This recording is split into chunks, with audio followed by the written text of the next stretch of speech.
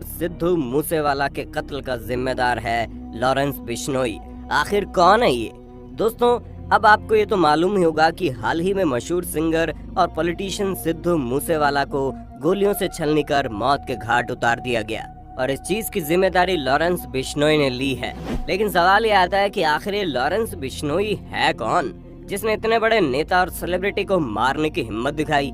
क्योंकि शायद आपको न पता हो, पर ये वही शख्स है जिसने सलमान खान को मारने की धमकी दी थी। सलमान खान का करेंगे, मारेंगे यहीं जोधपुर में मारेंगे तो पता लग जाएगा इनको। आखिर इन सारी चीजों की जड़ क्या है?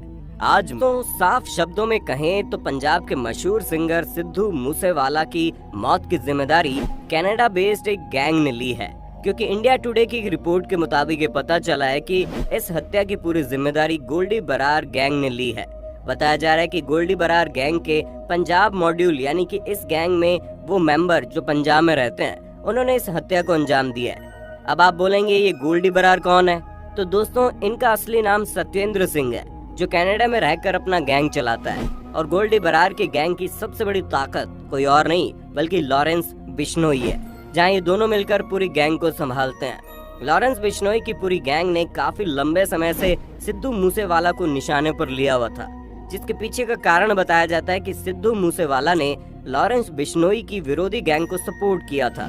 सिद्धू मूसेवाला एक सिंगर और पॉलिटिशियन होने के साथ साथ काफी दबंग किस्म के इंसान भी थे, इसलिए पुलिस इन सारी चीजों को देखकर अपनी जांच कर रही है।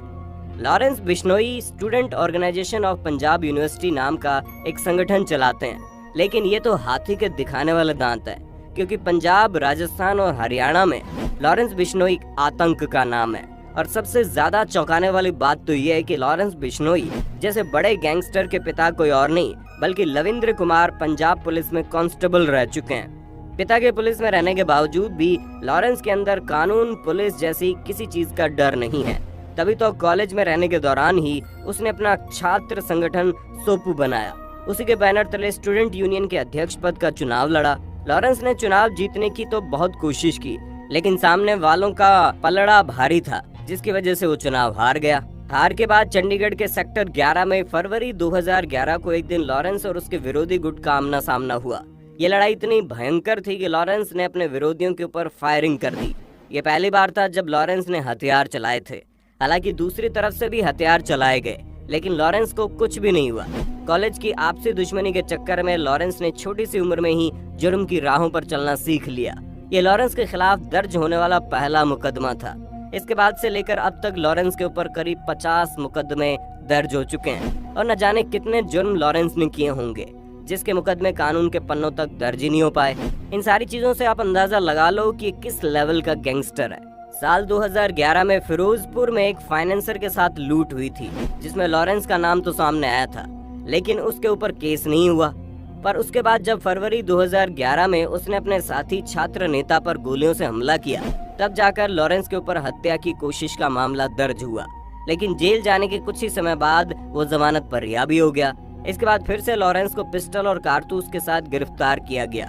उसके बाद 12 अगस्त 2012 को लॉरेंस के खिलाफ सेक्टर 14 थाने में हत्या की कोशिश और दंगा करने के साथ साथ कई और धाराओं में केस दर्ज हुए। लॉरेंस हमेशा से हत्या, लूट, पैसा वसूली, किडनैपिंग जैसे कई सारे मामलों के लिए बदनाम है। इसे बार बार जेल ले जाया जाता और ये जनाब जमानत पर रिहा होकर फिर से आजाद घूमते। लेकिन 17 जनवरी 2015 को पंजाब पुलिस जब उसे पेशी के लिए ले जा रही थी, तभी वो पुलिस को चकमा देकर वहां से 9-2-11 हो गया। हालांकि इसके कुछ दिनों बाद 4 मार्च 2015 को लॉरेंस फिर से पुलिस के हत्थे चढ़ गया। कुछ समय तक लॉरेंस जेल में रहा, लेकिन जेल में रहकर भी वो अपनी हरकतों से बाज नहीं आया और लगातार अपना नेटवर्क चलाता रहा और अपराध करता रहा। लॉरेंस ने कई बार जेल के अंदर बैठे बैठे अपने गैंग मेंबर्स को आदेश दिया और वो लगातार हत्या, लूटपाट करते रहे।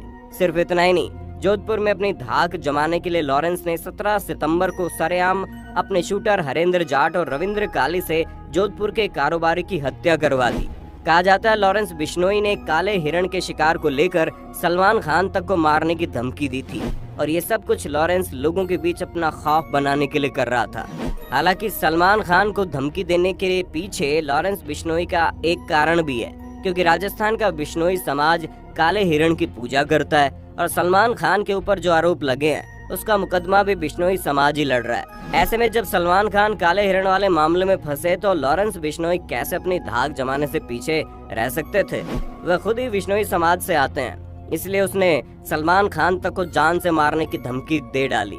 खैर ये सारी बातें तो पुरानी हो गई, लेकिन इन बातों को सुनने से ये चीज तो तय है कि लॉरेंस बिश्नोई वाकई में छोटी उम्र में देश के अंदर पनपने वाला वो जहरीला सांप है जो कभी भी किसी को डंक मार सकता है, जैसे कि उसने सिद्धू मूसेवाला के साथ किया, जहां इनकी मौत के बाद राजनीति और सिनेमा इंडस्ट्री में हलचल मच गई और हर कोई इनकी मौत को लेकर घबराया हुआ है। क्योंकि जब एक गैंग इतने बड़े सेलिब्रिटी को सरेआम मार सकती है तो उसके लिए साधारण लोगों के गिरेबान तक पहुंचने में कितना समय लगेगा।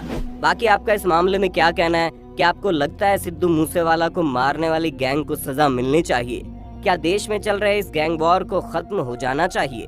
अपना जवाब कमेंट में देना और इस पूरे मामले में आपके क्या विचार हैं ये भी हमारे कमेंट्स में शेयर